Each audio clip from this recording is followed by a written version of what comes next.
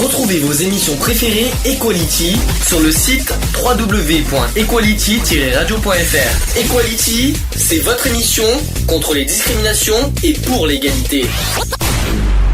Choisis pas sa couleur de peau. En commun et tout le monde est héros. Qui sommes-nous pour juger ce qui est bien ou mal? Dit-on pas que chacun est égal?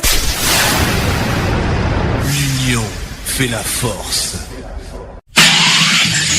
Equality, c'est le sujet du jour. Là aujourd'hui on va plus parler du PSE1. Est-ce que vous savez ce que ça veut dire PSE1? PSE. Premier secours. Oui. Et E, ça veut dire quoi? Je sais pas. En équipe. En équipe, exactement. Niveau 2 niveaux 1. Alors, le secourisme, sachez qu'un secouriste est censé être capable de porter secours sur le plan technique et humain à une ou plusieurs victimes et en agissant seul ou au sein d'une équipe, avec ou sans matériel et dans l'attente ou en complément des services publics de secours concernés. Voilà, donc ça c'est vraiment ce que c'est qu'un secouriste propre du terme. On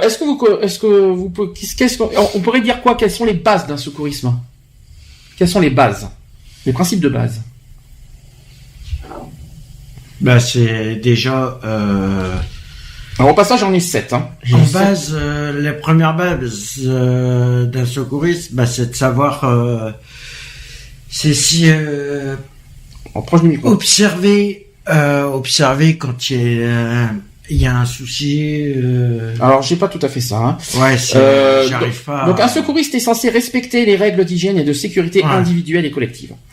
Un secouriste est censé ne pas nuire aux victimes. Un secouriste pas se mettre en danger non plus. Un secouriste doit mettre en œuvre les techniques et utiliser le matériel de premier secours. Un secouriste doit adapter son comportement à la situation ou à l'état de la victime. Un secouriste doit aider les autres équipes de secours quand on est en équipe. Un secouriste doit prendre en compte la dimension psychique des personnes. On en parlera tout à l'heure. Ouais. Et enfin, un secouriste doit respecter ses devoirs de réserve, de discrétion et de secret professionnel. Ah mais on est tenu, c'est que du moment que t'es secouriste, t'es tenu au secret professionnel quand t'es sur intervention. Donc ça veut dire que c'est pas la peine de publier en public tout ça non. dès qu'on a secouru quelque chose ou un drame, c'est pas la peine d'aller vers les réseaux sociaux en disant j'ai secouru une telle personne ou j'ai secouru deux telles personnes ou j'ai été dans un tel lieu pour garder le secret professionnel. Ouais. En gros, c'est ça. T'as pas le droit de, par exemple, t'es avec tu portes secours à une personne. Tout ce que la personne va dire au secouriste par rapport à sa santé, ça doit rester entre le patient et le secouriste. Ça ne doit pas sortir du cadre médical. Très bien. En Belgique, ils appellent ça le PSC1. Ah bah oui, en France aussi. PSC1, alors attention que j'ai expliqué. PSC1, c'est le premier secours vraiment que tout le monde peut faire. Voilà. Tandis que PSE1, c'est le niveau supérieur du PSC1, mais en équipe. Voilà. En gros, c'est ça. Voilà. On en a parlé du PSC1. Et après, il y a le PSE2. Le PSE2.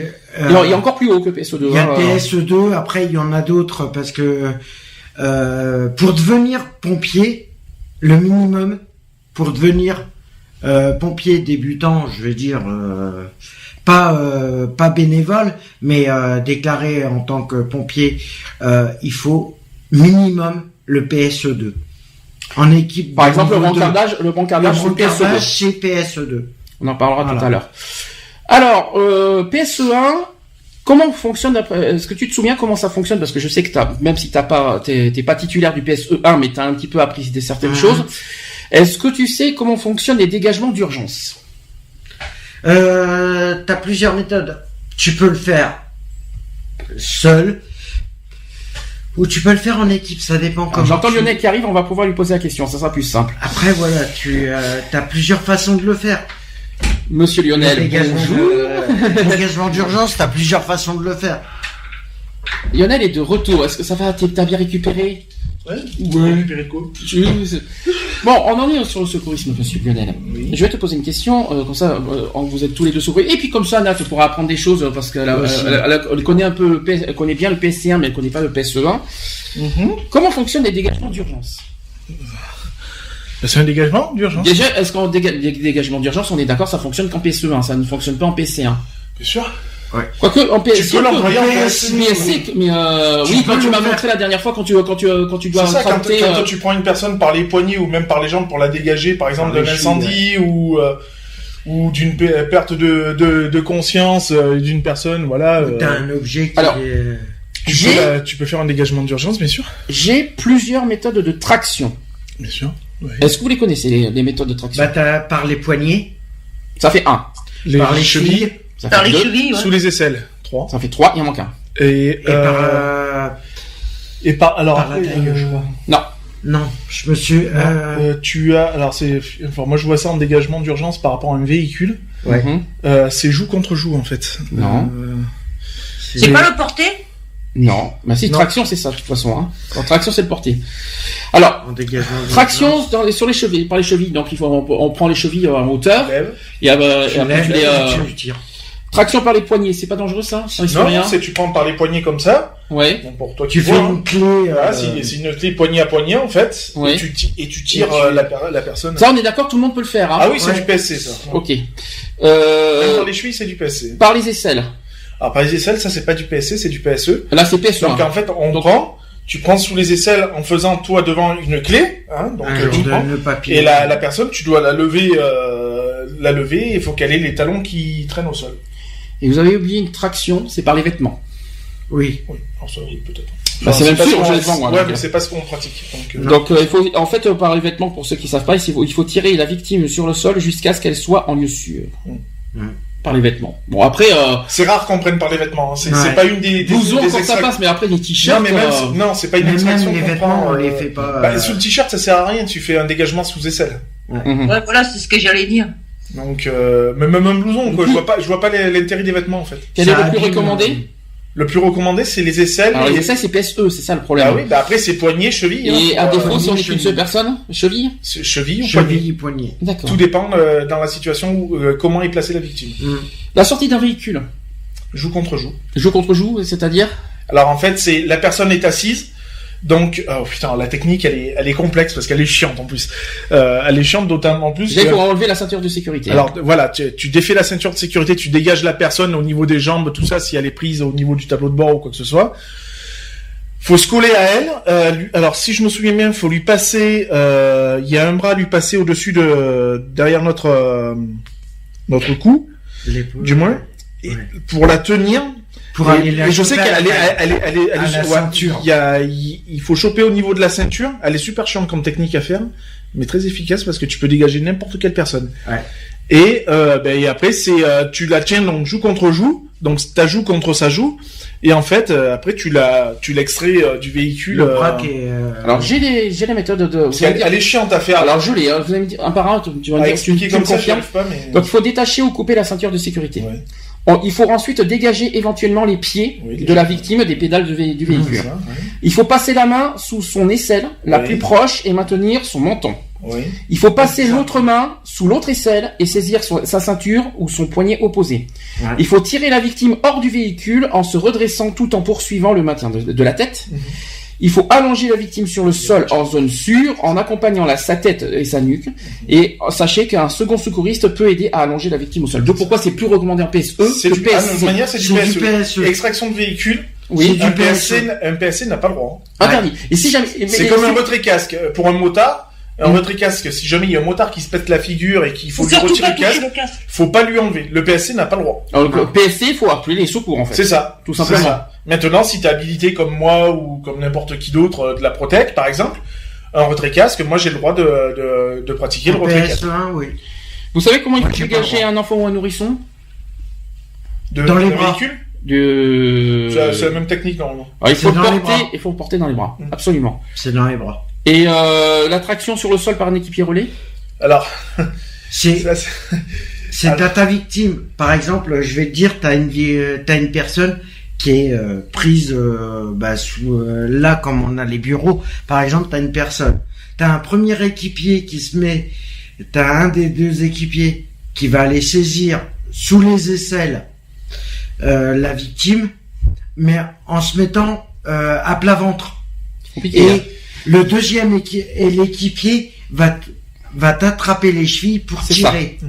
Alors, alors à ce moment-là, faut que tu revoies ta position, mais à l'inverse. C'est-à-dire la victime est allongée. Sur il y a le dos, un premier équipier qui va aux chevilles, qui bloque les chevilles, et ton collègue qui est derrière, toi par contre, tu vas être allongé en prolongement de la victime, donc tu vas avoir ta tête dans ses pieds, en fait.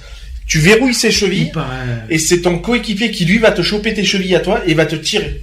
C'est ce qu'on appelle une extraction. Après, ça dépend de quel sens c'est la plus recommandée. Donc voilà. Donc ça, c'était la première méthode. Deuxième point sur le PSE. On parle d'accident d'exposition à risque viral, plutôt.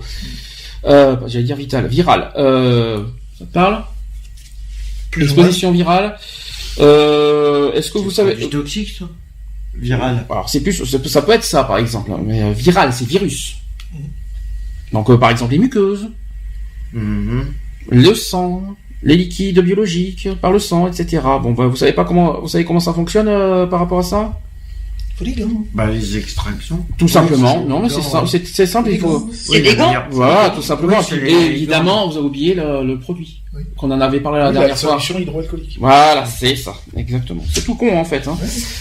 Et en cas d'exposition au sang, à défaut des gants, qu'est-ce qu'on doit faire? Si par exemple, malheureusement, t'as été en contact avec le sang. Oh, t'as pas intérêt, hein. Ça peut arriver. Faire un dépistage. Ça, c'est obligatoire, de toute façon. Le dépistage, mais ça se fera après, de toute façon. Pardon, alors, généralement, le dépistage, t'es censé être à jour de tes trucs. Donc, généralement, t'as une feuille d'exposition, ce qu'on appelle la feuille moi, j'appelle ça une feuille d'exposition au sang. En fait, c'est une main courante, comme quoi t'as été exposé au sang.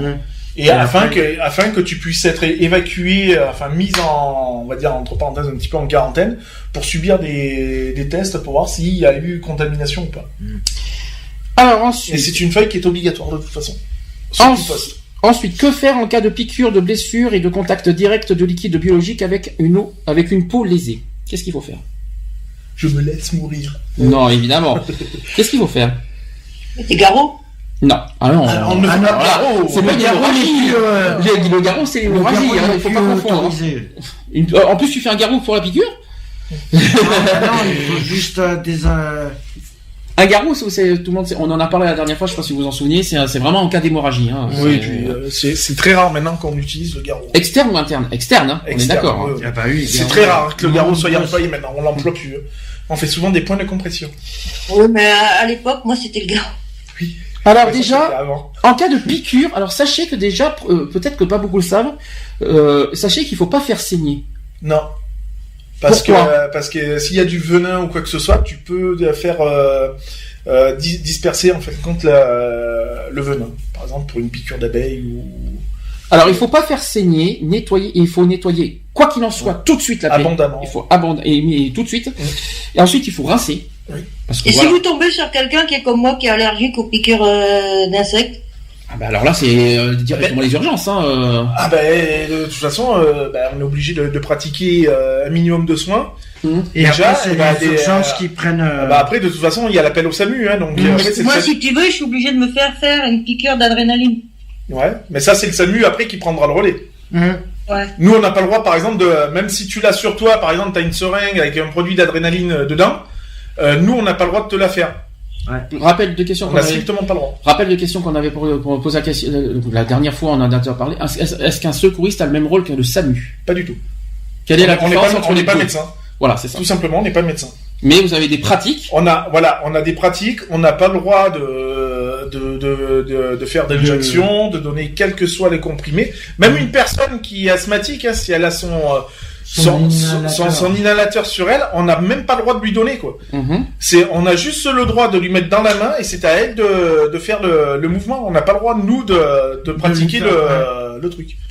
Pourquoi vous n'avez pas le droit? Parce qu'on n'est pas médecin. Tout simplement, il y a des choses. Tout simplement. C'est même un Doliprane, tu viens me voir en me disant ouais, j'ai des mal de tête, j'ai même pas le droit de t'en donner. Même si j'en ai sur moi. Alors, question importante lors d'un secourisme. Et là, je voudrais qu'on lui pose la question. Comment on fait un bilan circonstanciel? Qu'est-ce qu'il faut faire? Normalement, j'en ai 5. Il y a 5 méthodes, exactement. Il y a 5 questions à se poser en tant que bilan, dans le bilan circonstanciel. Est-ce que tu te rappelles lesquelles? Est-ce que la personne respire? Et il n'y est pas. Non. Bilan circonstanciel. On n'est pas dans les urgences vitales. Hein. Voilà, on parle des circonstances. Circonstances. Parce qu'en fait, il y a 5 bilans. Alors c'est du PSC. Hein. Alors, parce qu'au total, il y a 5 bilans, on est d'accord. Il y a le bilan circonstanciel, les urgences vitales, la complémentaire, la transmission, la surveillance. Là, on est que sur la circonstancielle. Donc, circonstancielle. En sachant qu'attention, en PSE1, les 5 que tu viens de citer, on ne les utilise pas les 5. Hein. Dans le PSC, on peut utiliser les urgences vitales, je crois. Alors, PSC, oui. Le circonstanciel. Oui. Et après, ouais, la transmission et la surveillance, je crois pas. Hein. Non, ça, c'est du PSE. C'est PSE, c'est ce qui me semblait. Alors, circonstanciel. Il y a 5 questions à se poser. PSC et PSE. Oui, là, c'est les deux, là. Hein. En circonstanciel, c'est savoir. Je vais quand même rappeler ce que c'est qu'un bilan circonstanciel pour se mettre dans le bain. Le bilan circonstanciel, c'est l'ambiance et l'approche. C'est un recueil des informations concernant là où les victimes et leur environnement. Il permet d'apprécier la situation, d'en évaluer les risques et de prendre les mesures adaptées, notamment en ce qui concerne la sécurité. Voilà. Maintenant, il y a 5 questions à se poser en tant que secouriste. C'est les circonstances. Circonstanciel, circonstances. Et tout d'un coup, le calme. Attends, j'essaie de réfléchir. Est-ce que tu laissais toi aussi, Lionel? Je suis en train de me les remémorer. Alors, circonstanciel, il y a Comment ça t'est arrivé? Alors, c'est pas tout à fait, c'est presque cette question-là. Oui, c'est depuis quand vous avez, non, par exemple, par rapport à un malaise. Il n'y a pas le quand. Il n'y a pas quand. Qu'est-ce qui s'est passé? Oui, ça fait un. J'espère que tu triches pas. Comment ça s'est passé? Attends, ah putain. Qu'est-ce qui s'est passé? Ça fait un. Ouais. Circonstance, lieu, on est dans le lieu. Oui. Parce que à chaque fois je me plante. On en a parlé la dernière fois. Oui, mais justement, moi à chaque fois je me plante parce que je me plante avec le. Alors je vais vous donner un exemple. Avec notre bilan. Quand on est sur le bilan des circonstanciels des lieux, par exemple, notamment qu'il y a des fils électriques. Avec quoi? Avec quoi ça s'est passé? S'il y a du danger ou pas. Écarter le danger. Nat, tu tricherais pas par hasard? Dis-moi la vérité. Dis-moi la vérité. Écarter le danger. Dis-moi la vérité. Tu triches ou tu triches pas? Non, je triche pas là. Parce que c'est l'analyse de la scène, il y a dégager le danger, évacuer le danger. Alors, en fait, c'est pas tout à fait ça. C'est que s'est-il passé? Ouais. Existe-t-il un danger? Oui. Combien y a-t-il de victimes? Ça, c'est sur la vision, ouais. Les secours sont-ils suffisants? Ça fait 4. Et enfin, les informations initiales sont-ils correctes? Ça, tu vois, par contre, les secours, y a-t-il assez de secours? Par contre, c'est un peu piégeux parce que c'est pas ça c'est pas au secouriste. Ça rentre pas au secouriste même, puisque c'est le chargé normalement du dispositif. Donc c'est à ton responsable en fait. C'est à lui de savoir s'il a envoyé assez de secouristes sur les lieux ou pas. Donc on est sur c'est pour ça c'est un peu ouais. Mais oui. Là, par contre, on va aller encore plus loin. Sur les urgences vitales, maintenant. Là, maintenant, je pense que tout le monde devrait, ça, je crois que c'est la priorité, d'un secouriste de connaître les urgences vitales. C'est ce que je t'ai dit tout à l'heure, s'il respire ou pas. Alors, c'est vraiment bilan, là, c'est vraiment généralisé ce que je vais dire. Alors, premièrement, il faut observer pour se faire une idée générale. Alors, est-ce que vous savez quoi? Ah oui, qu'est-ce qu'il faut se poser comme question? On l'a déjà dit la dernière fois, rappelez-vous. Qu'est-ce qu'il faut déterminer sur la victime? Si elle respire. Si elle est consciente. Consciente ou inconsciente. Alors je n'ai pas ça encore. Je crois que c'est plus loin ça. Il y a sa couleur de peau, si elle est pâle ou pas. Alors, j'ai pas ça. C'est plus loin ça, je crois, parce que là il faut déterminer. Parce que en fait il y a plusieurs étapes de l'urgence vitale. Le plus simple c'est de demander à la personne où c'est qu'elle a mal et tout ça quoi en fait. Déjà, première chose à faire en tant que secouriste, c'est est-ce que si vous... Oui, voilà, c'est les premières questions, c'est est-ce que vous m'entendez? Donc, c'est-à-dire de communiquer avec elle. Généralement, on lui met la main dans sa main, selon comment est positionnée la victime. Est-ce que vous m'entendez? Si vous m'entendez, serrez-moi la main, ouvrez les yeux. Ça, c'est la première chose qu'on fait. Tout le monde le fait, ça. Voilà. Si la victime ne répond pas, donc est inconsciente, forcément. Donc, après, il faut faut faire en sorte que... Alors, je vais expliquer. Il faut travailler en fonction d'eux. Alors ça, c'est la première chose à faire. Alors, au niveau bilan vital, il faut déterminer la position de la victime.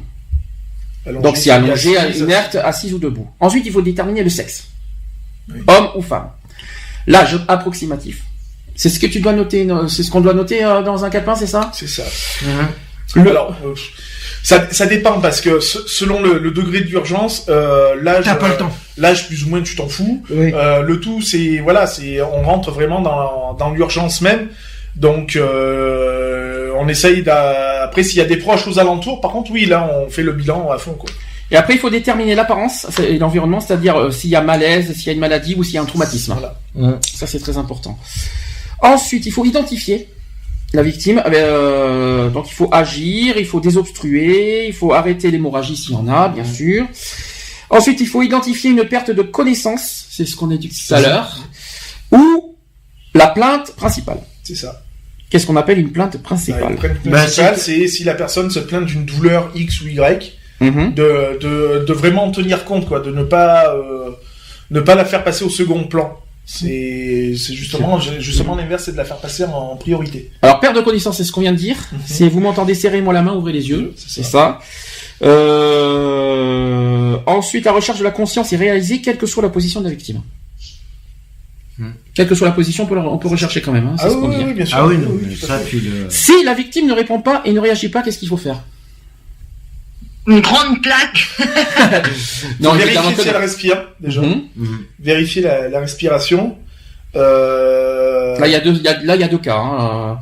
Déjà, il faut faire le LVA. Il faut libérer les voies aériennes. C'est ça. Et il faut rechercher la présence de respiration. À ce moment-là, si la respiration est présente, comment ça se passe? La mère PLS. Alors, non, je déconne. Si elle est présente, il faut. Alors, si elle est présente, c'est un peu compliqué. C'est bien fait, mais c'est compliqué. Hein. C'est pour ça que c'est plus simple la pratique, en fait. Oui, c'est ça. Mais bon, c'est vrai que la pratique. Ouais. Alors, si elle est présente. Alors, si elle respire. Le pouls? Mais non. Donc, si elle est conscient. Comment il faut agir, en fait? Non, parce que même si elle est inconsciente, il y a un pouls.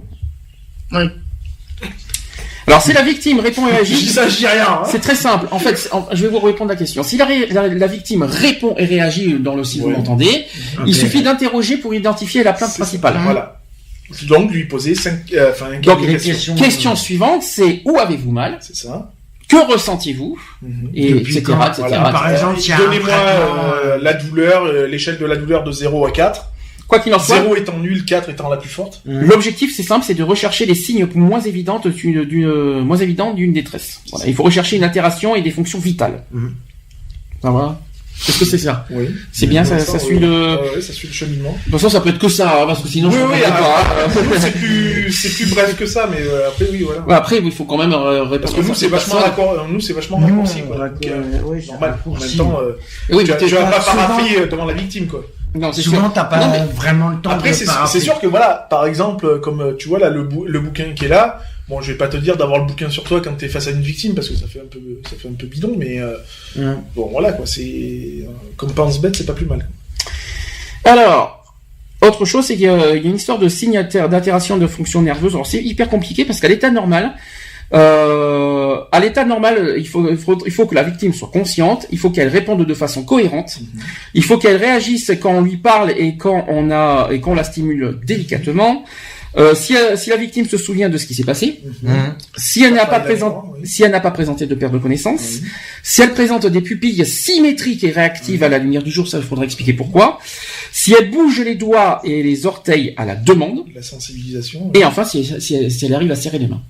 Donc ça c'est les fonctions vitales, franchement. C'est les signes, on va dire. En fait, voilà, on voit pour les pupilles tout ça, s'il n'y a pas eu d'où la perte de connaissance, et puis de trauma. C'est surtout aussi pour voir s'il n'y a pas un trauma, si ça cache pas un trauma. Respiration. Là, je vous ai piégé la dernière fois. Je sais pas si vous vous en souvenez de ça. Quelles sont les fréquences respiratoires? Oh putain. Aïe, aïe, aïe. Je m'en doutais qu'il allait se faire avoir, Lionel, à nouveau. Les fréquences. Fréquences. Par minute.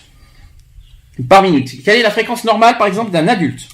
60 à 100. Oh, je m'en rappelle plus. Pas du tout. C'est ce qui est marqué. Non. Tu t'es fait griller. Et c'est, d'une part, tu t'es fait griller, et deux, ce n'est pas ça. Pourtant, c'est ce qui est marqué. Fréquence cardiaque normale. Merci, Nat, de te faire griller, au fait. Je sais que cette 4... Non. Il n'y a pas une histoire de... Attends, de respiration normale, c'est 12 à 20. Ah, merci. Mais par contre, s'il te plaît, Nat, ne réponds pas à la question. Nous, tous secouristes, sinon, on va pas y arriver. C'est 12 à 20 mouvements. Ouais. Mouvement. Expiration, inspiration. C'est là. Alors, 12 à soit 20 la mouvements montée, par soit, minute. tu comptes soit la montée, soit la descente. C'est au choix. Par contre, Nat, tu me promets, tu ne réponds pas parce que quand tu connais les réponses, on est d'accord. Un enfant. Je crois que c'est moins, je crois. Un enfant âgé de enfant. 1 an à l'âge de la puberté. De 1 an jusqu'à la puberté. 20, Donc, 60, non? Non. Non. Perdu. Je me rappelle plus. Eh ben, C'est pas C'est 60, 60, 100. non plus. Non, c'est moins que ça. Un enfant de 1 an, j'ai pas parlé de nourrisson. Jusqu'à la puberté, donc à la C'est 12 à... Non. Non plus. Non, je parle où? Enfin, jusqu'à l'âge de la puberté, on va dire les préadolescents, on va dire. Alors, donc de 1 an à 10 ans, on va dire. Je me souviens plus. Vous doublez, tout simplement. C'est de 20 à 30 par minute. Le nourrisson de moins d'1 an, De 30 à 40. c'est ça. Et le nouveau-né de moins d'une semaine, C'est plus. c'est plus. C'est 40 à 60. C'est ça, le 40 à 60 par minute. C'est pour ça, moi, à chaque fois, je me plante là-dessus. Voilà. Hétéro écrite, 0. Ah ouais, moi, là-dessus, 0. Et Peut-être pourtant, pas 0, mais... Peut-être pas 0, mais... Ouais, 2 sur. Ah, il faut les savoir, mais c'est vrai que tu peux pas tout. Alors, tu peux pas tout savoir comme ça, est-ce c'est que- pas évident. comment on reconnaît... Alors, au niveau de la respiration, il y a des choses qu'on doit reconnaître au niveau respiratoire, s'il y a des irrégularités aussi. Est-ce que vous savez quelles sont pour vous une respiration normale Bien frappé. Non, ça c'est les termes, régulier, bien frappé. Ça c'est ça c'est le pouls. Ça Ouais, c'est alors, ce qu'on appelle- c'est la prise de pouls. C'est surtout que ce qu'on appelle une respiration normale, c'est une respiration qui est silencieuse. C'est ça. Voilà, il y a pas de Voilà. ou c'est de ça. sifflement ou de. Ouais. Ensuite, Pas une désaturation. une Désaturation du sang. Désaturation. désaturation. Ah oui, mais ça, alors ça c'est la saturation. on en ça- parlera tout à l'heure de ça. C'est autre chose. C'est encore autre chose. Ça, on en parlera après de l'oxygène, etc. On en parlera. La respiration superficielle, c'est quand les mouvements du thorax et de l'abdomen à peine perceptibles, c'est-à-dire qu'ils sont difficiles à compter. C'est ça. Une respiration est dite difficile si on parle d'effort zéro. respiratoire, si la contraction des muscles du haut du thorax et du cou par rapport à ça, et aussi par rapport au pincement des ailes du nez. C'est ça. Et après, on parle de respiration bruyante. Ça, c'est vraiment le pire. C'est que s'il y a des ronflements, des sifflements et des gargouillements. Enfin, ça c'est dit, ça c'est fait. Et quand c'est comme ça, qu'est-ce qu'il faut faire quand dans ces cas-là, Alors là, il faut mettre la victime en position idéale pour faciliter sa respiration le mieux possible. Et puis, placement sous O2. Et justement, on va y arriver à l'O2. Est-ce que respiratoire O2. Donc, on va y arriver. On va y arriver. Donc, cette fameuse mesure de la saturation pulsative, c'est ça que Miss Nat veut nous parler, en oxygène. Est-ce que, donc déjà, je rappelle au niveau respiration, c'est que la victime respire normalement si elle n'a aucune difficulté pour respirer, si elle ne fait pas d'effort particulier, donc l'absence de plainte, si elle a la fréquence respiratoire normale, c'est ce qu'on vous a dit tout à l'heure, si sa respiration est silencieuse, régulière, sans pause de plus de 6 secondes entre les mouvements et symétriques, c'est compliqué, hein. Si sa peau, elle est sèche, si ses muqueuses sont normalement colorées, c'est qu'est-ce qu'on appelle normalement coloré vert? Anormalement blanche. Non. Normalement coloré. Anormalement, rose. Apparemment, c'est rose. Oui, c'est ça, quand tu vois bien, tes lèvres sont normales, quoi. Et si la fameuse SPO2 est supérieure à, on l'a dit, 94. c'est 94%. Alors ça, il va falloir qu'on m'explique ce que c'est. Qu'est-ce que c'est que la SPO2, donc la saturation pulsatile en oxygène? Explication ce que c'est. C'est le taux d'oxygène que tu as dans le sang. Et puis, c'est une norme, alors on dit 94%, parce que c'est une norme, on va dire globale, ou que tout être humain a en temps normal. Voilà. Alors quand on dit 94%, parce que je te mets au défi de faire du 100%, je te garantis que tu vas avoir la tête qui va tourner en 5-7. Hein, donc c'est ce qu'on appelle après l'effort. Hein, donc t'arrives pendant une minute, tu prends une grosse respiration, tu te mets à respirer bien fort. Alors pour ceux qui connaissent les tensiomètres électroniques, c'est ce qu'on a en deuxième position. C'est-à-dire quand on a la tension, et juste en dessous, c'est la fameuse SPO2. C'est ça, donc pour ceux qui se disent qu'est-ce que c'est que ce chiffre, tout ça, c'est le fameux SPO2. C'est le taux d'oxygène. Donc voilà, donc ça on peut l'avoir avec le tensiomètre. Par contre, je crois que le SPO2 maintenant, on fait au doigt maintenant. Oui, ça se fait au doigt. Alors maintenant, il y a des tensiomètres, voilà, parce que t'as les comme tu viens de le dire, les tensiomètres. Les tensiomètres. Et voilà, où ils sont séparés du chiffre de la tension. Voilà, de la tension. Donc ça se prend au doigt maintenant. Alors, rappelons que cette SPO2 sert à évaluer la respiration. Voilà, à aider et qui est à l'aide d'un oxymètre de pouls. Alors, on la prend au doigt, pourquoi ? Parce que quand on a affaire à une victime, c'est c'est l'endroit qui est le moins choquant quand tu prends la victime. En fait, quand tu vas lui prendre, tu la prends automatiquement par la main et tu lui expliques ce que tu vas lui faire. Donc du coup, la victime ne se sent pas en danger et ne se sent pas agressée non plus. Parce que quand tu vas prendre une tension, par exemple, faut que tu lui passes le brassard sous le bras, donc il y a une manipulation à faire. Alors qu'au doigt, c'est plus simple. Tu as juste à lui prendre la main, tu lui dis voilà, je vais vous prendre votre saturation pour voir le taux d'oxygène que vous avez dans le sang, et tu clipses sur le doigt, vous allez voir, ça vous fait pas mal, ça marche uniquement par infrarouge, et puis voilà, quoi, c'est... Sur les tensiomètres, on en parlera après, parce qu'il y aura un petit débat à dire sur les tensiomètres, quel est le plus fiable, parce que là-dessus, on a fait des tests pas faciles. Là, je voudrais qu'on revienne sur les fonctions circulatoires, donc au niveau cardiaque, etc. On parle par exemple des fréquences cardiaques. Quelles sont pour vous les fréquences cardiaques normales ? Alors on va refaire chez un adulte. Pour adulte, c'est juste fréquence cardiaque, donc les battements de cœur. Lionel, tu me l'as dit la dernière fois. Rappelle-toi, on en avait parlé quand j'ai eu des problèmes. 120. Non, là, t'es trop, là. 120 pour un adulte ? Punaise, là, tu le fais bon. 100 à 120. Ça veut dire 120 pulsations minutes, t'imagines ? Non, c'est... Chez un adulte, je répète. C'est pas 20 à 40 ? Non, oh putain, alors on meurt. Non, c'est plus haut et c'est moins haut que 120. C'est moins de 100 déjà. Ah oui. La moyenne. La normale. La normale, c'est déjà moins de 100. Quel est pour vous le minimum chez un adulte ? C'est 60. Oui, c'est 60. C'est entre 60 et 100 battements par minute. Voilà, la fréquence normale. Après, plus on est jeune, plus... C'est 100. Plus on est jeune, plus il y en a, ou moins il y en a. Il y en a plus. Il y en a plus. Chez un enfant, c'est entre 70 et 140. Chez un nourrisson, c'est entre 100 et 160. Ça va vite, hein. Ça va vite, hein. Et chez un nouveau-né, c'est entre 120 et 160 battements. C'est énorme quand même quand on y réfléchit. Ouais, ça fait... La fréquence cardiaque, qu'est-ce que c'est qu'un... Alors, les poux. Alors, j'en ai plein. Quels sont... Allez-y. Alors, les poux, c'est pas ce qu'on a dans la tête, n'est-ce pas?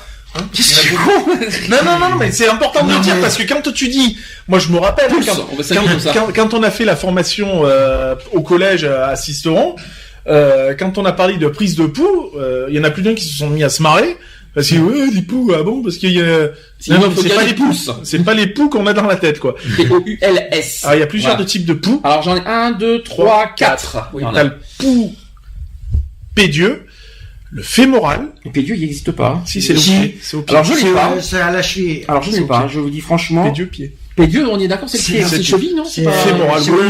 On dit pied, mais c'est au niveau de la cheville. C'est au niveau de la cheville. Alors, on va y arriver. Donc, moi, j'en ai 4. Le fémoral. Fémoral. C'est quoi, fémoral? Fémoral. Bah, c'est là, c'est où, Non, mais à la radio, c'est pas là. Oui, mais alors, c'est à l'entrejambe, l'entrejambe, quoi. Au niveau de l'entrejambe. C'est les artères fémorales. Ouais, voilà. C'est une artère fémorale, au niveau en haut de la cuisse, à la limite de votre, voilà, quoi, de votre objet, de votre objet sexuel avec des mouches, c'est ça? Ok, après. T'as le... intime. Carotidien, la carotide. La carotide, au niveau du cou. Au niveau du cou. T'as le poignet. Radial. Le radial. C'est ça. Voilà. 1, 2. Il y en manque un. 4. Ben là, j'en ai 4 avec le pédieu. Il y en manque un. Alors, je vous donne un indice. Ça concerne les bras. Ah oui, sous les selles. T'as dit quoi? Huméral. Toi qui triche toujours. Sous les aisselles. Voilà, donc il y a carotidien, radial, fémoral et huméral. Est-ce que comment huméral, on le fait plus. Comment on fait si on n'arrive pas à détecter le pouls? Alors, le pouls, il y a 1001 façons de le prendre. Si on l'a pas d'un côté, on l'a de l'autre. Mhm. Quoi qu'il en soit. Donc, si tu l'as pas la carotide, tu l'as au poignet. Carotide, on est d'accord, c'est au niveau du cou, Voilà, devant. c'est la grosse veine, veine, c'est la veine. Hein, voilà. C'est le plus fréquent, ça? C'est là où on le prend le plus souvent. D'accord. Voilà. C'est le plus recommandé, même? Voilà. Maintenant, selon la position de la victime aussi, Oui. on la prend, nous, à 98% sur les postes, on la prend Au radial. au radial. D'accord. Donc, au poignet.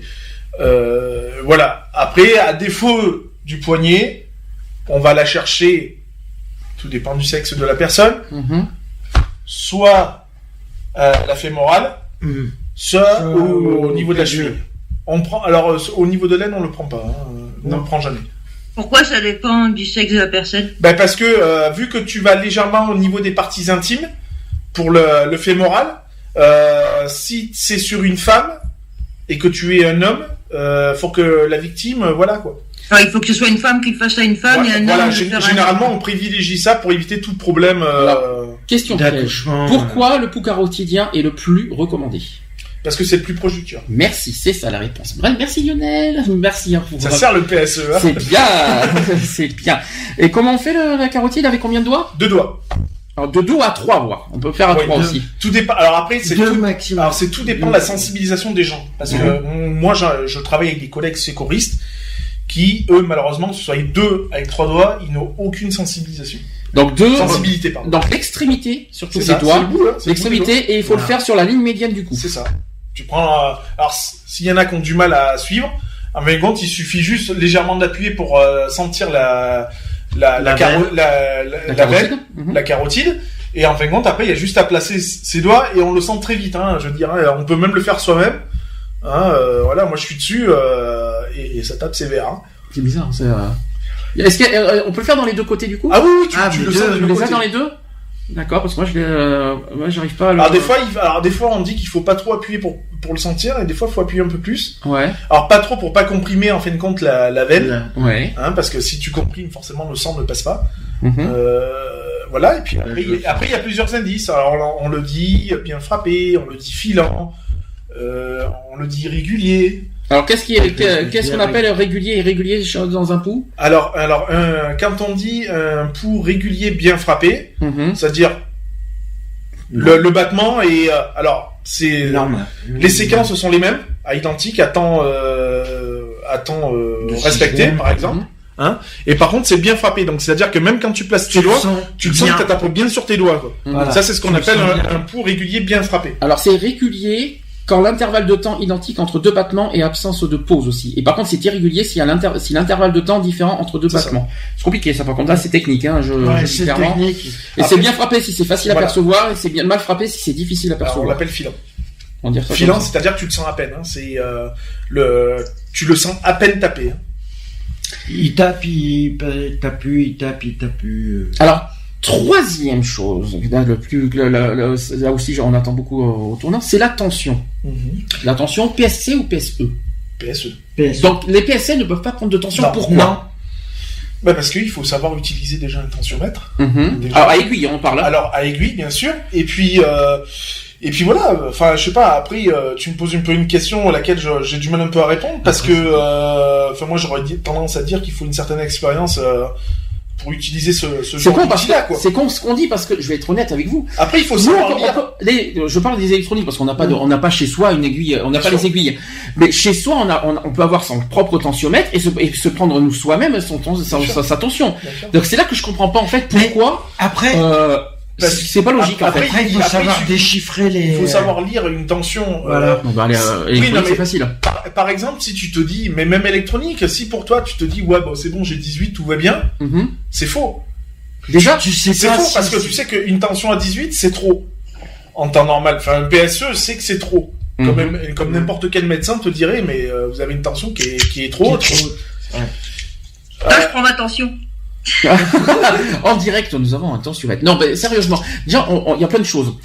Bon, on est clair que tout ce qui est tensiomètre à aiguille, c'est complètement fiable. Après, il faut franchement savoir Alors, l'utiliser. Voilà, l'aiguille, il faut vraiment savoir l'utiliser avec le stéto ou Mhm. sans le stéto. Moi, je sais que j'ai plus de facilité sans le stéto. Stéthoscope, tu veux dire, oui. Voilà, le stéthoscope.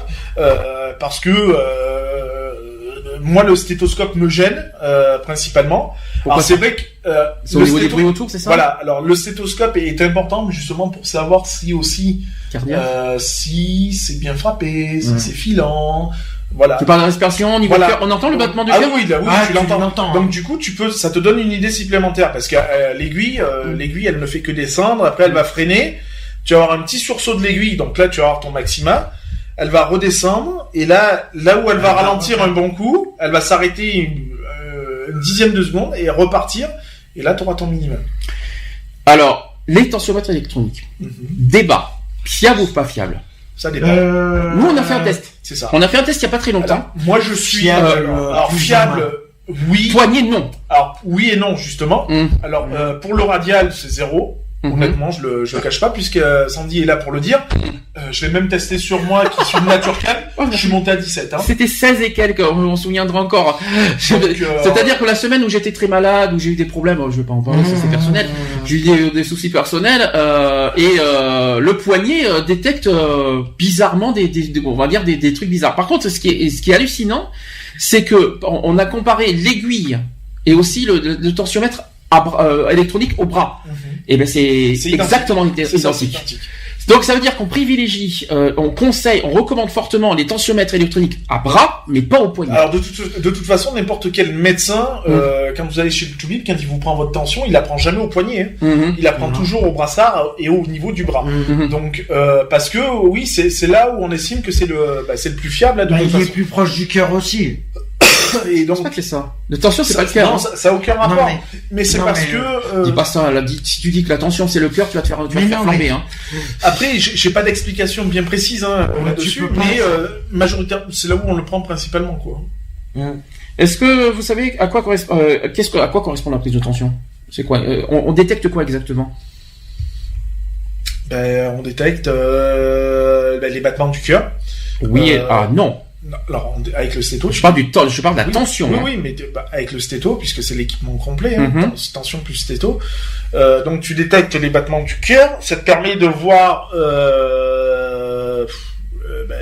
la tension de la personne, forcément. Et ça indique quoi, en fait, la tension? C'est technique. Et pourtant, c'est très important parce que tout le monde, quand on va chez les médecins, c'est exactement la première chose qu'on nous fait. Je pense que tout le monde a besoin de le savoir. Ça sert à voir si tu vas bien ou si tu vas pas bien. Alors en fait, c'est simple, c'est que la prise de tension artérielle, c'est l'indicateur de l'état de la circulation de la victime. La circulation sanguine, bien sûr. Tout simplement. Compliqué, hein? C'est technique, hein? C'est tout à fait ça. Donc une tension, on va dire à 12,8, normal, pas normal? Alors ça dépend. Moi, je dirais ça dépend. Ça dépend de la morphologie. Non, parce que le problème, c'est que chez les hommes et chez les femmes, c'est pas les mêmes normes. On va dire chez un homme de corpulence normale. Ah oui, il y a ça aussi. Voilà. Il y a aussi ce problème de morphologie, voilà. Effectivement. Non. Ah, attends. 12,8, t'as dit quoi? Si c'est normal, pas normal. Ah, bah si, c'est une tension normale. Par contre, je vais te poser une question. Dans ma morphologie, allez, je vais te dire 12. Justement, on va reprendre la question 12-8, c'est quoi? Ouais, t'es trop faible. C'est faible, effectivement. Pourquoi? Parce que normalement, normalement, on est censé être un peu plus haut, selon la corpulence aussi. Par contre, je crois que chez les femmes, il y en a, en fait, je crois qu'il y a une différence de 1. Oui, c'est la moyenne. moins 1, hein. Généralement, c'est moins 1, quoi. Donc, chez une femme, chez un homme, 12-8, chez une femme, ça fait 11. Et chez une femme, 11-8. C'est pareil, c'est une femme, hein. Ça se prend pareil. Ça se prend la même chose, c'est pareil. Mais la tension, elle est différente. Puisque le problème, c'est qu'ils sont le problème si elle est enceinte automatiquement. Non mais on n'entend pas. Quand même les battements du cœur de la femme enceinte, mais tu vas avoir celle du bébé aussi. Stéthoscope, oui, mais pas ce qui t'intéresse, c'est la tension de la personne. Le cœur ne te donne que d'autres indications. Après, le cœur, du moment où tu l'entends battre, après on va dire un petit peu, tu t'en fous, quoi. Je veux dire, le principal, c'est d'avoir la tension. Ouais. Et t'auras pas celle du bébé non plus. Ouais. D'accord. La pression artérielle, donc on est avec un tensiomètre, on est d'accord. Donc la pression artérielle est mesurée lors de la recherche d'une détresse vitale, sans retarder la mise en œuvre d'un geste d'urgence.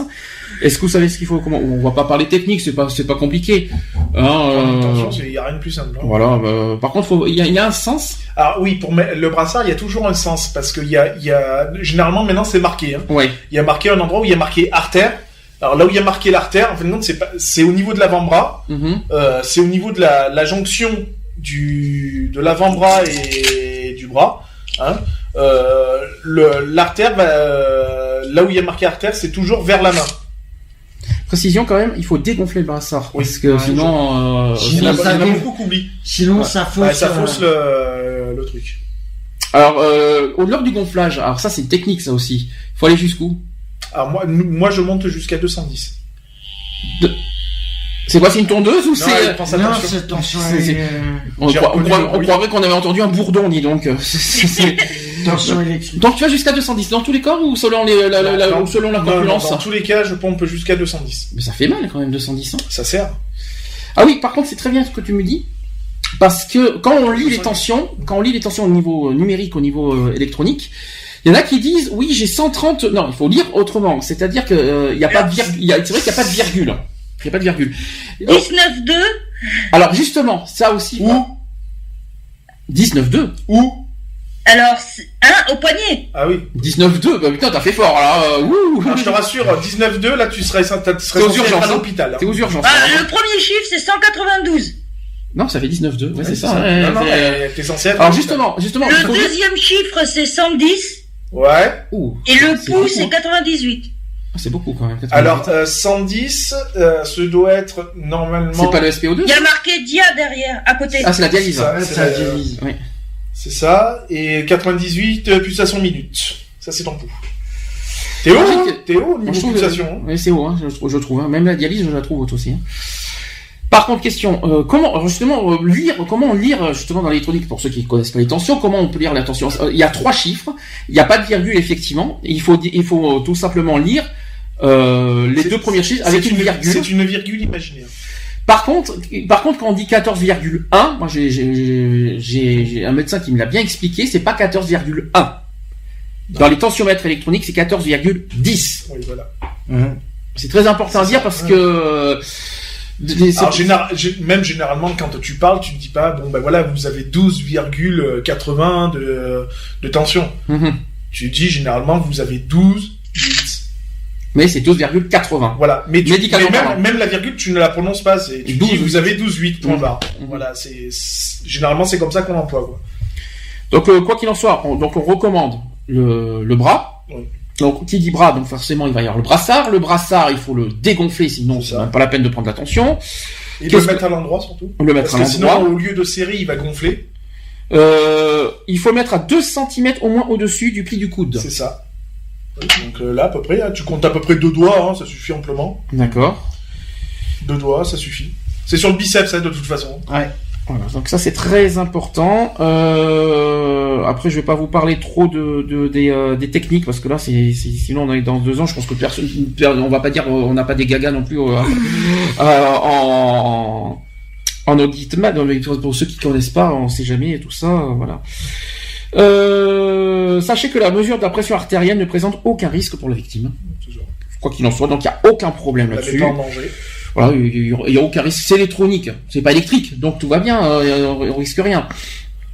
Ah, par contre, je voudrais on me dit qu'on parle des embouts de stéthoscope dans les oreilles. Pourquoi?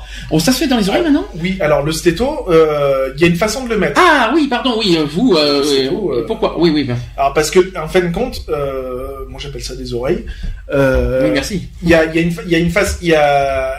Alors les stétos sont tordus au niveau des embouchures d'une certaine manière. Pourquoi? Parce qu'il y a un sens, parce que quand tu le mets, en fait, si tu le mets pas à l'endroit, ça enveloppe pas l'oreille, enfin le trou des oreilles. Donc du coup, ça fait que ta question auditive, quand tu vas écouter les battements, quoi que ce soit, tu vas entendre t'as une mauvaise tout ce qui se audition. passe autour. Alors que quand tu les mets bien, donc généralement elles sont tordues vers toi, enfin oui, vers toi, donc vers l'extérieur. Comme ça, quand tu le mets, ça rentre bien au niveau des conseils auditifs. Tu vois, là, même quand je mets mes doigts, j'entends plus rien. Et toi, tu entends... là, t'as une audition qui est complète, en fait. Alors justement, c'est une autre question, parce qu'on se dit que normalement, c'est une technique qui est appropriée aux médecins. Comment ça se fait qu'un secouriste peut faire tout ça? Ben parce que ça fait partie Oui, mais pourquoi? C'est pas un médecin, pourtant. Non, mais ça te permet d'écouter les battements, voilà, quoi. Et éventuellement, d'entendre s'il y a un sifflement, s'il y a quelque chose... Et là, ça permet d'avoir le bilan, on est d'accord, le bilan vital, etc., etc. Donc un secouriste est apte, on va dire, à prendre un bilan d'urgence et après le transmettre. Voilà, et dire au SAMU, attention, lors de la prise de tension, j'ai détecté un sifflement anormal, et eux, après le SAMU fera un complément. Qui c'est qui a le dernier mot? C'est pas le secouriste, mais c'est le SAMU. C'est le SAMU qui donne les ordres. Nous, on va dire ce qu'on a détecté, et le SAMU va forcément contrôler derrière, va sceller de la fiche, donc du bilan qu'on va avoir fait. Eux vont reprendre le bilan, éventuellement repasser derrière, et s'il y a des anomalies, vont essayer d'aller plus loin sur ces anomalies. Alors, à qui il faut transmettre le bilan? Alors généralement c'est au responsable du SAMU qui est sur les lieux. D'accord. S'il y a un SAMU, donc le SAMU, les SAMU, généralement c'est le SAMU en principe. Ouais. Mais une question, en principe c'est vous qui arrivez le premier, après c'est le SAMU ou les pompiers quoi. C'est ça. Alors généralement on arrive. Alors sachant que c'est pas les mêmes choses pompiers et SAMU. Voilà. On dira pourquoi. Alors généralement on arrive les premiers, on est toujours accompagné normalement dans le SAMU. Ou d'un médecin, du SAMU ou n'importe, ou d'un médecin généraliste du bled où se passe l'événement ou quoi que ce soit, quoi. Petit rappel la différence entre quoi qu'il en soit, notre autorité d'emploi sur un lieu ou un événement, c'est soit le SAMU, soit c'est le médecin. Par exemple, admettons si c'est ici, ça serait Payan.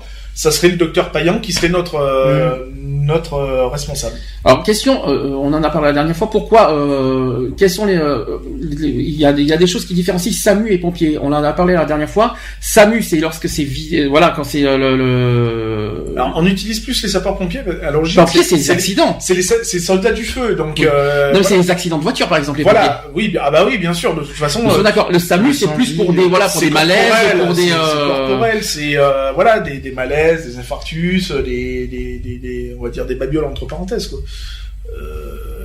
Voilà quoi. Quand est-ce qu'il faut demander du renfort? À quel niveau? Quand la situation est très grave. Oui. Et que on n'est pas. C'est selon le bilan, on est d'accord. Oui, voilà, tout dépend du bilan circonstanciel, bilan vital. C'est tous les bilans après, de toute façon. Quand il y en a un qui merde, généralement les autres ils merdent derrière. Donc voilà quoi. Mais de toute façon, on n'est jamais surpassé parce que en principe, il y a toujours, comme je dis, il y a toujours le SAMU avec nous. Donc de toute façon, et puis même quand on arrive sur un poste, le SAMU est prévenu. Donc voilà, on fait l'appel au SAMU, ce qu'on appelle l'appel au SAMU. Donc on les appelle, on dit voilà, protection civile, nous sommes à tel endroit, nous avons tant d'équipements, tel équipement, nous disposons d'un lot B, d'un lot C, d'un lot A. Voilà, nous avons tant de secouristes et puis voilà quoi. Alors, j'ai plein de techniques. Après, si vous allez faire vite fait parce qu'on reste 20 minutes, j'ai plein de techniques. Alors, ça peut être PSC1, ça peut être PSE1 aussi. Vous allez me dire si c'est PSC1, PSE1 et si vous avez des techniques à dire, vous me le dites. Claque dans le dos. Oui. PSC, PSE. PSC, pardon. PSE aussi forcément. Technique. On en a parlé une fois là. C'est pencher la victime en avant en ayant une main sur la poitrine et lui mettre 5 claques dans le dos entre les deux omoplates. Alors ça c'est en cas d'étouffement, je crois. C'est ça, on est d'accord. Non, c'est l'étouffement total. Parce que là on est sur les gestes d'urgence, on est d'accord. Là nous sommes sur les gestes d'urgence. Ensuite sur les compressions abdominales et thoraciques. Oui, pareil, étouffement et on fait c'est compression. La méthode Greenwich. Mais non, je crois. C'est pas Greenwich, t'imagines ce que c'est Greenwich? Greenwich, c'est autre chose, oui, plutôt English. Parce que Greenwich, c'est autre chose, c'est pas la même. Donc, compression abdominale et thoracique, ça, on est d'accord, je crois que c'est les 30, oui, ça c'est le massage cardiaque, ça, jeune homme. C'est pas ça, les abdominales et thoraciques? Non, c'est la façon cuillère. D'accord. C'est la cuillère. L'utilisation de la bouteille d'oxygène. L'O2, oui. L'O2. Où c'est ça? PSE. Alors, obligatoire. Alors, dans quel cas on utilise ça? Manque détresse respiratoire. Là aussi, il y a toute une technique à faire. Et c'est là que tu te plantes souvent, c'est ça. Ouais, parce que 9 kilos, 6 kilos, tu sais trop jamais, donc t'en mets 15 et puis t'es content, quoi. Je veux dire, comme ça, la victime, t'es sûr qu'elle manquera pas d'oxygène. Même chose. 6, 9. Ouais, c'est ça. L'administration d'O2 par inhalation. Inhalation. C'est PS. Ça c'est PSE, ça c'est sûr. Oui, l'O2 c'est PSE. Ouais. Et Ça, c'est dur, c'est pas dur, Je c'est sais pas, chaud j'ai pas bouillant. encore. Alors, autant ça va faire quelques temps que je suis en PSE. Je n'ai jamais eu encore utilisé l'O2. ouais. Voilà, je n'ai jamais encore utilisé l'O2. La compression manuelle, facile. Ça, Hein c'est les compressions. Compression. Ah oui, on en a parlé la dernière fois. C'est pas ça, genre. Même que tu recommandes, tu l'as dit la dernière fois, que tu recommandes d'en mettre plusieurs tissus. Oui.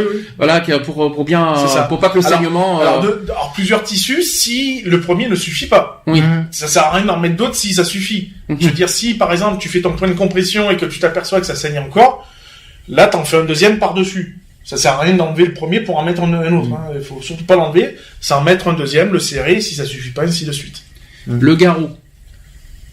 Alors ça c'est l'hémorragie. Voilà. On est d'accord. J'ai très peu utilisé, hein. Après. En cas d'hémorragie. Et quand t'as un membre sectionné, qu'est-ce que tu Alors fais? justement nié. Enfin j'y suis pas encore. Si membre arraché ou sectionné. Oui, merci, au revoir. Moi je suis plus là déjà. Ah toi tu ne peux pas. Non, je peux Tu pas. arriverais pas. Alors, autant j'ai assisté à des trucs, à des accidents sur la route, aller chercher un bras par-ci, un bras par-là. Après, voilà, quoi, chacun a ses Faut limites. avoir, L'être humain a ouais. ses limites. Ok. Le PLS. 1 et 2. À 1 ou à 2 À 2 c'est bien sûr. On peut le faire. Attention. Non mais à deux, 2 c'est équipe, on est d'accord, je le sais. On peut même le faire à 3 je crois. Si je me trompe pas. On peut pas le faire à 3 la PLS? Non, ça s'arrêtera à C'est 2. 2. Je me suis piégé tout à l'heure. Parce que là, j'allais dire, pardon. À 3, tu veux Non, pas c'est qu'on bien fasse à le piège. 5 non Non mais plus? c'est bien le piège à fonctionner, c'est bien. Donc à 1 ou à 2 Alors, c'est du effectivement. PSC et PSE. Et PSE pour le 2. Pour A2. Voilà. Du moment où il y a 2, c'est en équipe, donc c'est du PSE. Ensuite, l'aspiration de mucosité. Je ne sais pas ce que c'est.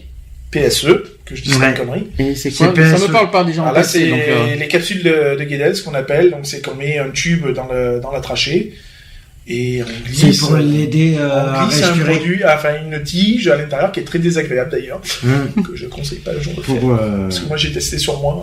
nettoyer. Alors là, on arrive dans des techniques, on va dire. Pour nettoyer. On est d'accord? Alors attention, là je laisserai le soin de Lionel de poser des questions parce que je suis pas technique PSE. Le maintien de la tête en position neutre. Donc, position 0. Comment on fait? Comment tu mets une tête en position 0? Un peu en arrière. Par contre, faut rien Dans dire. l'axe. Alors, on va partir sur un cas classique. Ta victime est allongée au sol. Ouais. Elle a le menton qui est collé contre sa poitrine comme ça. Elle y est pas du tout là. Donc, tu la places On a- comment? Tu lui. En fait, quand tu Tu prends la tête comment déjà? Avec Pour les faire, deux mains. pour faire le basculement dans zone Avec les deux mains et les mains, si tu veux, en bas au moins qui partent au niveau des oreilles, quoi. Ah non. Il y en Ça, a c'est- une alors- qui va sous le. Alors ça, ce que tu viens de dire, oui, tu peux le faire, mais c'est en Il équipe. faut la mettre en LVR. C'est en équipe, donc ouais, mais c'est pas la meilleure des techniques. La meilleure technique, donc c'est une tête au niveau, une Une main, main au niveau du front et la deuxième sous le. et ses deux doigts sous le menton. Voilà. Et C'est on bien, bascule. ça. Hein Et on Ça va bascule bien, en ça, arrière. pour Ouais, et tu fais un léger bascule en tête en arrière. La LVA, La tout contre le LVA. pratica, on est d'accord. LVA, en PSE. PSC, et PSC aussi LVA. Oui, PSC. PSC et ouais. PSE. On est d'accord. Et pas. Alors, quand on la met en zone 0, donc en position neutre, Elle est. il n'y a pas besoin de forcer. Le basculement se fait naturellement. Hein. Je veux dire, il y a à peine c'est de l'aide, hein. C'est-à-dire que la main qui est sur le front va aller en bas, et les deux doigts du menton vont légèrement relever, mais ça se fait tout seul. Tu t'es perdu? Non, j'espère que non. Ensuite, par contre, si on peut me libérer le soleil aérien, ça serait sympa. Ensuite, la pose du collier cervical. Ah, On y est. ça c'est fabuleux. Nous y sommes dans le grand sujet. La pose du collier Alors, en cervical. quelle position? Assis, debout, Alors ça, allongé? c'est pas moi qui pose la question, c'est plus ça, Mister. De quoi? Alors, comment tu calcules? Attends, d'abord, allume la lumière. Allume la lumière. Allume. Reviens à Tu ta sais pas place. comment est la personne aussi. Reviens à ta place. Tu peux échapper aux questions parce qu'il sait, hein, il sait quand. La pose du collier cervical, nous y sommes. Alors, comment on fait? Lionel, c'est tout dépend de la position de la personne aussi, Alors, parce non, que si tu le fais dans la voiture, tu vas pas le faire de la même façon alors que s'il est au sol. n'importe quelle soit la position de la victime, le calcul de la pose est identique. Ok. Voilà. C'est une question. Hein. Oui, non, mais Déjà, voilà. tu fais. Alors comment tu calcules le réglage du collier Par cervical? rapport, c'est vrai que visuellement, là, tu peux le voir, mais tu prends ta main, tes doigts, et par rapport au niveau de son menton et au niveau de son épaule, tu vas passer le nombre et tu comptes le nombre de doigts qu'il y a pour régler le collier cervical. La hauteur du collier cervical. Et après, tu lui. C'est ça? Alors pour le réglage, oui. Ok. Et pour le reste, non. Bah après malheureusement Après, c'est du selon, visuel, oui. donc Après, oui, c'est pas vrai que facile à expliquer visuel, comme ça. Attention, piège suivant. Retrait du casque de protection. À Non. 1 ou à 2? PSE en même temps, donc on est en... Donc à 2. On part sur une méthode à 2. Tu peux le faire tout seul aussi. Oui, mais là on part sur une méthode Oui, à 2. PSE. Oui. Parce qu'on a fait le PSC la dernière Alors, fois, tu donc fais comment je bois du coca et je réfléchis, c'est ça? Alors, Alors, je suis ton équipier, c'est toi mon responsable. Moi je la visualise la victime, hein, je l'ai en tête là. Mhm. Je me place où et je fais quoi? bah, ça dépend qui c'est. Alors, c'est toi qui fais le retrait casque, on est d'accord? Ben moi je me cale Donc, à sa tête. Oui, comment tu te mets par rapport à la victime? En quelle position tu te mets toi? Ben il faut. À genoux. Moi personnellement, j'ai Alors. les deux genoux au sol, Oui. les mains. Tes bras ils sont comment? Il faut qu'ils soient calés sur parce que ouais c'est vrai que visuellement c'est mieux mais. Alors faut que tu sois à genoux, les bras au sol, toujours sur les ouais. au sol, les deux mains au Au niveau niveau du casque, du casque et de On est ses d'accord. oreilles. au niveau du casque, l'équipier à la main sous la nuque Oui. de la victime doit écarter, Je m'en souviens de ça. et toi pendant que tu recules le casque, Ouais. tu fais le retrait casque, l'équipier doit suivre jusqu'à atteindre le haut du crâne, donc la bosse qu'on a derrière, hein, machin, et quand t'arrives que tu es au nez, Ouais. c'est là qu'on dit retrait, Ouais. retrait Et là casque, tu le et retires. c'est là où l'équipier soulage la tête et la pose le plus délicatement possible, mais rapidement aussi, Ouais. et fait le C'est pas une histoire de trépaner ou je sais pas quoi? de trépaner. Non, tu sais que le haut du crâne reste dans le casque, quoi. Alors généralement, Ouais, alors c'est maintenant pas c'est au du niveau papier. du casque, c'est au niveau du nez. C'est-à-dire qu'une fois que le casque arrive à hauteur du nez, la main doit être déjà au niveau du crâne. En D'accord. fait, parce que sitôt que le casque est enlevé, automatiquement il va y avoir basculement de la tête en arrière. Et s'il y a un trauma, tu risques d'aggraver le trauma. Donc du coup, l'équipier est là pour soulager et poser. Et une fois qu'il a la tête au sol, on fait quoi? 2. LV. Non. Non, Un maintien tête. oui. Alors, le maintien tête, ça, Oui, Le maintien je tête. crois que c'est ton défaut, je crois ça. Hein. Et T'as été recalé pourquoi déjà pour la PSE? T'as été recalé pourquoi? Si C'est on pas oublie le le côté retrait psychique, C'est mais pas le retrait casque, techniquement, c'est- il y a quoi que t'as été? Pourquoi t'as été recalé? Par rapport à Techniquement. Collier cervical. collier cervical et par rapport à prise de pouls. Et de- Ah, le pouls, quand même, c'est grave quand même le pouls. Bah C'est- ouais, mais c'est pas le plus compliqué à faire. De là à donner des tensions Erroné. comme ça. Ah oui, j'invente les pouls. Ouais, ça, je Ah me c'est bon, souviens. il a 14-8. En même temps, le mec il a 18, mais bon c'est pas grave, hein, t'inquiète. Un pouls en plus. Un pouls en plus. On parle, là tu confonds tension et pouls. Hein. Oui non mais même C'est pas la attention, même il chose. s'est planté, hein, donc non, ne Bah, va pas sans attention doute, hein, avec de le toute façon. pouls. La ventilation. Alors, autre technique, la ventilation artificielle. Ça vous parle? Donc, Alors, il y a deux méthodes. Il y a la méthode orale et l'insufflateur manuel. Ça, je sais pas. Alors l'insufflateur, on l'utilise Rarement. très rarement maintenant, Ouais. puisqu'on le fait généralement. Une fois que. Le DAE, ça vous parle? Oui. Qu'est-ce que c'est que le DAE? Défibrillateur, Défibrillateur, qui peut le faire? Tout le monde, normalement. Oui. PSC, PSC. PSC peut le faire. Tout le monde. C'est vrai que c'est quelque chose qui m'a beaucoup surpris, les Alors, il faut défibrillateurs. savoir. mais, Alors pourquoi un PSC? Parce que c'est un défibrillateur Et- vocal. Électrique. Donc il te, forcément, Vocal. c'est vocal, donc ça te donne toute la marche à suivre. Voilà. Donc il n'y a pas d'erreur possible sur un défibrillateur. Même sur la pose des électrodes, il n'y a aucune erreur possible. Même un gamin de 8 ans peut le faire. Ce que Marion le disait la dernière fois. Alors, Elle ne peut pas essayer sur soi. On a parlé de détresse vitale tout à l'heure, je vais juste faire vite fait. Vous savez ce que c'est, comment on détecte aussi la détresse neurologique? Ah! On a fait vital tout à l'heure, mais neurologique. Neurologique, c'est par rapport à... Alors, rappelez-vous ce que c'est que la détresse neurologique, c'est identifié au cours d'un bilan d'urgence vitale, pour ceux qui ne savent pas. La victime, si c'est ça, effectivement. La victime a perdu connaissance, elle ne réagit pas quand on lui parle, quand on la secoue délicatement au niveau des épaules, et si on lui demande d'ouvrir les yeux ou de serrer la main. Alors, la victime est consciente si elle réagit, et toutefois, elle peut présenter des signes d'une atteinte neurologique, qui n'a rien à voir avec vital, comme par exemple une altération plus ou moins profonde dans son état de conscience, donc la somnolence, les retards de réponse, si vous préférez, la désorientation, réponse à côté carrément, la désorientation, oui c'est en cas d'amnésie, mais lui poser des questions simples, hein. En fait, c'est tiens quel jour nous sommes, quel jour nous sommes, comment vous vous appelez, mais c'est ça, voilà, ça suffit, ça suffit. Pas forcément quel temps fait-il, hein, justement pour la personne, les questions de base. Ben justement, on parle aussi de détresse neurologique en cas d'amnésie, parce que peut-être qu'elle se souvient pas forcément de l'accident qui a eu lieu. On parle aussi d'une perte de connaissance temporaire, ça peut arriver, d'impossibilité de bouger, c'est ce qui m'est arrivé. L'asymétrie des pupilles, t'en as parlé. L'asymétrie des pupilles, c'est à l'ouverture des yeux, les pupilles sont de diamètre différent. C'est bizarre ça. Hein. Alors c'est délicat, parce que là, c'est le cas de le dire, faut vraiment avoir l'œil. Faut vraiment avoir l'œil. Voilà quoi, parce que ça va très vite. Hein. Après, pour être sûr, voilà, il faut avoir vu des films pour ça. Il y a un truc qui est très simple, c'est la lampe torche. Hein.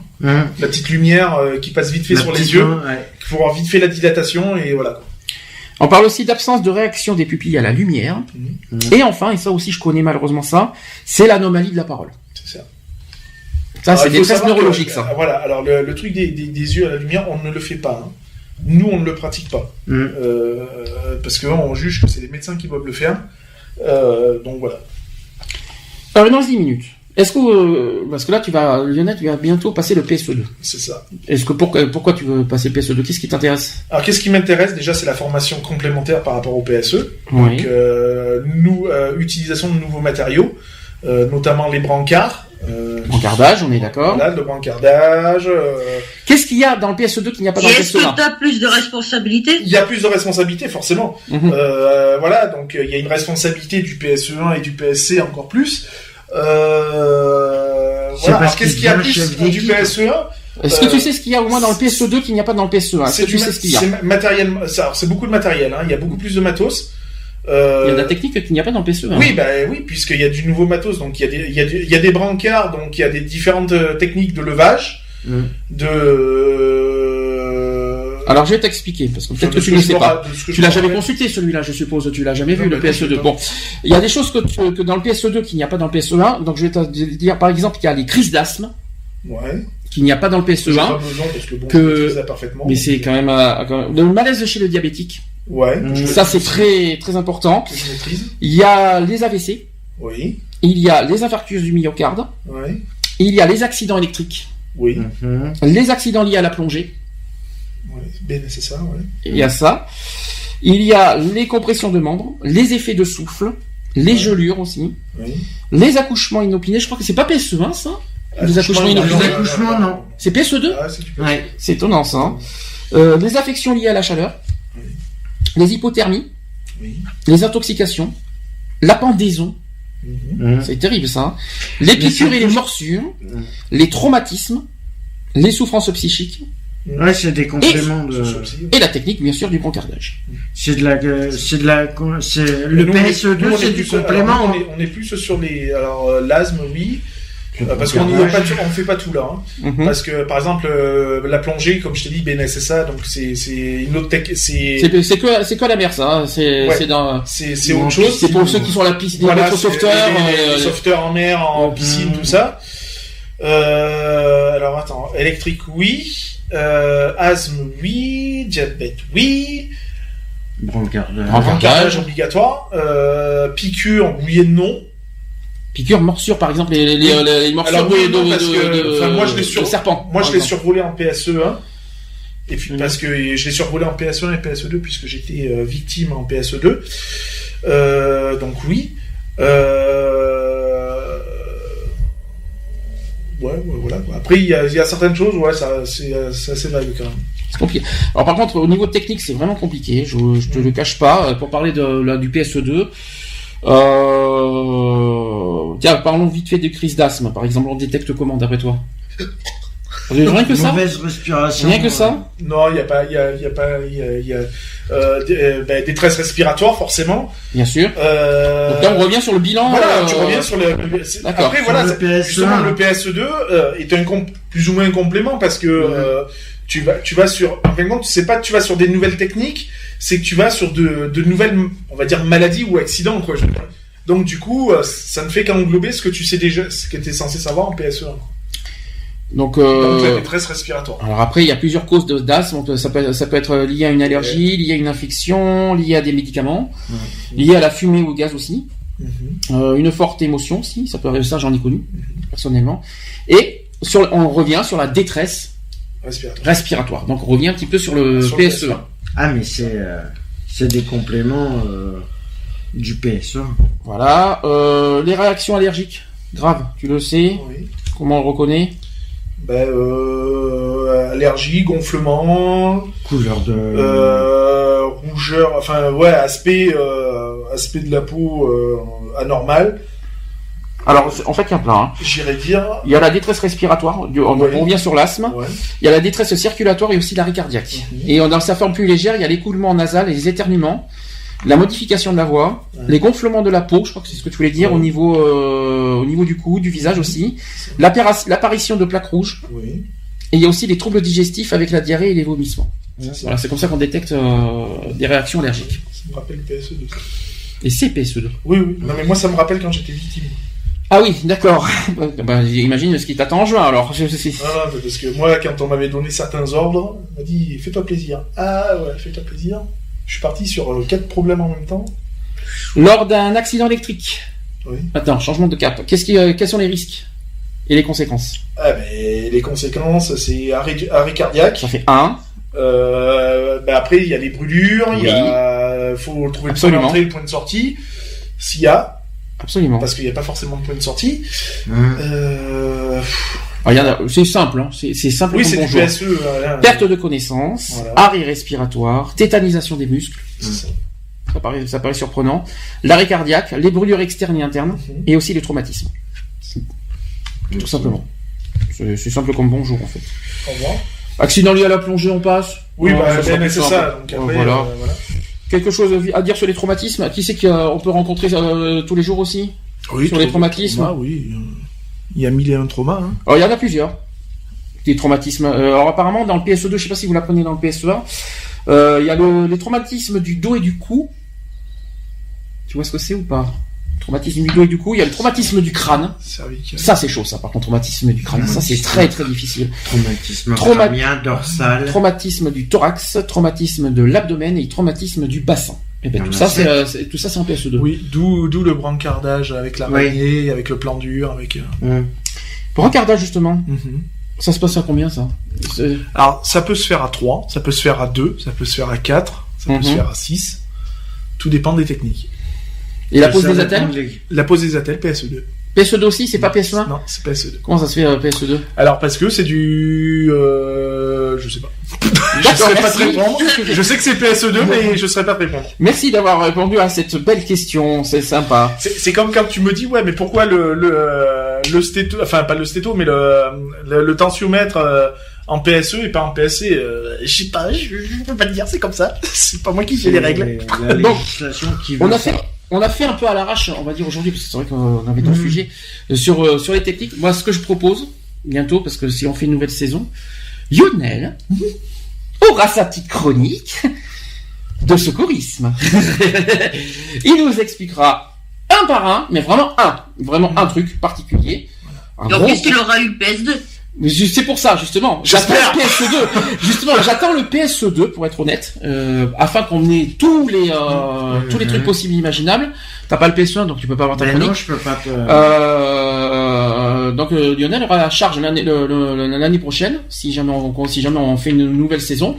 Par rapport à ça, on développera beaucoup plus les techniques et certaines choses. Ce qui est un brancardage à la cuillère, ce qui est un brancardage au plan dur, etc., etc. Est-ce que c'est intéressant? Ah oui, franchement, moi qui ai vécu le PSE2 en tant que plastron, donc parce qu'on dit plus victime mais plastron, ouais, franchement, je me suis régalé. Moi, franchement, en tant que plastron, je me suis régalé. Ouais. Je me serais pas mis à la place des sauveteurs qui étaient en formation, parce qu'il y a beaucoup assimilé, je le cache pas. Pendant, ça a été une semaine, je me suis mis, j'ai vécu avec une semaine avec eux intensive, parce que même si j'étais là que pour on va dire un petit peu m'amuser, parce que quand on est plastron, c'est un amusement. Démonstration. Voilà, on prend quand même la pression des secouristes, je veux dire. Donc il y a beaucoup à apprendre, il y a beaucoup à assimiler. Il faut savoir que le dernier jour de formation, c'est la totale de chez Total. Donc c'est-à-dire qu'on repart du PSC jusqu'au PSE. J'ai juste une dernière question avant de conclure tout ça. Qu'est-ce qui donne est-ce que tu as des conseils ou des choses pour à des personnes qui nous écoutent et pour devenir secouriste? Qu'est-ce qui on devient pas secouriste. Qu'est-ce qui donne envie en fait? Qu'est-ce qui donne envie? Ben c'est l'envie d'aider son prochain. Ouais. J'aurais tendance à dire. Et puis pour moi ça a été une accessibilité à cause du fait que je n'ai pas pu intégrer les pompiers. Parce qu'à la base, voilà, à la base, je voulais intégrer les pompiers. Et étant donné que je ne peux pas, ben, je me suis rabattu sur la protection civile parce que c'est quand même pour moi la seule association qui se rapproche le plus des techniques des sapeurs-pompiers et qui est vraiment complète. Je veux dire, c'est-à-dire que les formations que nous on suit au sein de la protection civile sont identiques aux sapeurs-pompiers. Ouais. Donc, je suppose que ça fera partie de ton sujet de la 150e, c'est ça? Peut-être. Tu m'en diras pas plus. C'est ça. Peut-être on dévoile pas tout. Ah, mais tu sais pas. Je ne sais pas. Je peux même 15 jours, hein. Dans 15 jours, je pourrais même te dire oui, alors que c'est pas du tout ça. Hein. Ah bah là, ça sera un peu dommage. Enfin, non, ça serait cruel pour toi, surtout. Bah, disons que je connais pas les sujets. Enfin, j'en connais un peu, mais je connais pas les contenus des sujets, donc. Ouais, tu connais pas le mien. Mais non, bah déjà en plus tu peux pas le faire ici, il faut que tu veuilles avec Lionel. Moi je connais son sujet. Oui, mais par contre, il faut pas avoir de sujet. En fait, non, il faut qu'il veuille avec toi, avec toi chez toi par contre. Mon sujet c'est justement de ne pas faire de sujet. C'est dans 15 jours, hein, ça s'approche, faites attention. Donc après c'est bien, secourisme, voilà quoi, je veux dire c'est un dévouement. C'est un engagement. C'est un dévouement, c'est un engagement, c'est envie de pour moi c'est envie de servir sous des couleurs malgré tout parce qu'on a des couleurs hein. Et puis surtout de me sentir utile quoi. Nat, je t'ai entendu hein. Tu vas voir si t'es pas là dans 15 jours. Mais Nat, tu vois, c'est un peu le même pareil parce qu'elle a fait elle a été un peu moi pareil, j'étais cadet pompier aussi hein, mais il y a longtemps. Mais tu crois que j'étais cadet pompier quand Mais non, mais je connais une base Maintenant, bon, je les ai pas perdus les notions de base. Moi, je sais que voilà, le secourisme, je suis passé par des moments très durs, hein, autant. Et ce n'est pas fini. Autant psychologique que physique. Mais t'en passera pas d'autres. Comme j'ai dit, l'envie, elle est toujours présente. J'ai eu des moments de doute, hein, je le cache pas pendant des formations ou autres. J'ai eu des gros moments de doute, mais ça n'enlève rien à cette envie et je m'accroche à ça parce que je me sens utile et j'aime ça. J'aime ce boulot-là parce que pour moi c'est plus que d'être bénévole, pour moi c'est limite même un métier et j'aimerais que ce soit reconnu. C'est un métier de toute façon. Oui, alors c'est pas reconnu comme tel hein, malheureusement. Oui, je sais bien. Malheureusement, c'est pas reconnu comme tel. C'est du bénévolat, on va dire. Voilà, mais franchement, je le cache pas quoi. Je n'attends franchement rien en retour quoi. Juste une satisfaction personnelle. D'avoir sauvé quelqu'un. Voilà, pour moi c'est une satisfaction personnelle et parce que j'apprends et j'apprends tous les jours et je touche à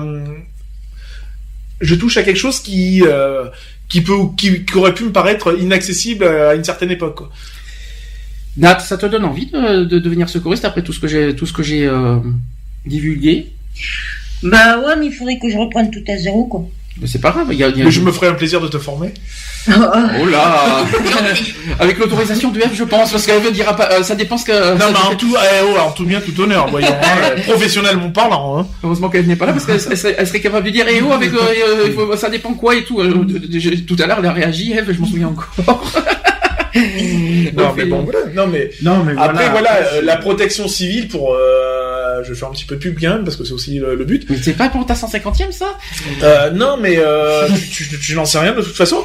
Et pas me dire, hein, merde. Mais c'est au-delà du secourisme, tout ça, j'irais dire, c'est un petit peu comme les pompiers, quoi. Ça reste quand même une grande famille. Oui. Ça reste quand même une grande famille. Sauf qu'au secouriste, t'as pas de grade, contrairement aux pompiers. Hein. Voilà, il y a pas de grade. C'est-à-dire que voilà, on est tous égaux. De toute façon, on est tous à la même hauteur. Hein. Alors certes, il y a des responsables. Il y a des PSC, il y a des PSE, il y a des équipiers secouristes, il y a des chefs de poste, il y a des chefs d'équipe. Il y a pas de grade. Mais quand on est sur un poste, tu peux être chef de poste ou chef d'équipe, tu t'en restes pas moins qu'un secouriste. Voilà, la seule truc que tu donnes, c'est des directives, mais s'il faut mettre la main dans la merde, il faut dire ce qui est, tu mettras les mains dans la merde. Donc, petit renseignement vite fait, si vous avez envie de devenir secouriste, tout simplement, allez sur le site protectioncivile.org. C'est ça, voilà. C'est ça, je ne suis pas trompé. Après, chaque département a sa propre ADPC, hein, donc voilà quoi. Bah apparemment, en Belgique, je suis en train de lire, là, il faut le BEPS Oula. plus l'AMU. Ouh, enchanté. Oui, c'est l'équivalent de... Ça, c'est ouais, mais après, c'est la Belgique, quoi. Je veux dire, c'est complètement différent, quoi. Mais Donc, non, c'est-à-dire un le module même. complet de secourisme et une aide médicale d'urgence. Oui, voilà, c'est l'équipement, AMU. Oui, ça me C'est parle, ça. c'est vrai que c'est appelé différemment selon médicale les d'urgence, ça me parle. selon moi. les pays. C'est appelé, Donc, mais c'est du secourisme. Mais moi, voilà, j'invite les gens, franchement, au moins essayer, quoi. Je veux dire, ça engage en rien, hein, puisque ça reste du bénévolat, quoi. Je veux dire, mais faut vivre l'expérience, quoi. Faut se laisser tenter. Retrouvez nos vidéos et nos podcasts Sur www.equality-podcast.fr. On ne choisit pas sa couleur de peau, encore moins les tourments hétéros. Qui sommes-nous pour juger ce qui est bien ou mal? Dit-on pas que chaque homme est égal? On ne choisit pas sa couleur de peau, encore moins les tourments hétéros. Qui sommes-nous pour juger ce qui est bien ou mal? Dit-on pas que chaque homme est égal? Voilà, c'est fini. À très bientôt.